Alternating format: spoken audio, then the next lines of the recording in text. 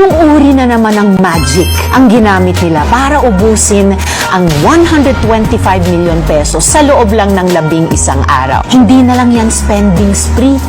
Yan ay paglapastangan sa mamamayan. Napakagaspang. 11 milyong piso kada araw. Daig pang may patagong credit card sa national budget.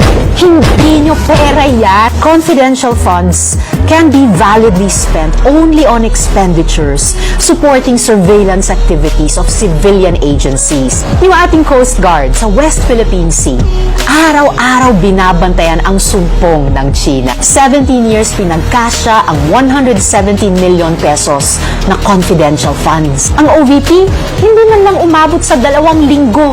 What can VP Sara show for it? Nag-mass hiring ba ang OVP ng libo-libong informant sa loob ng 11 araw?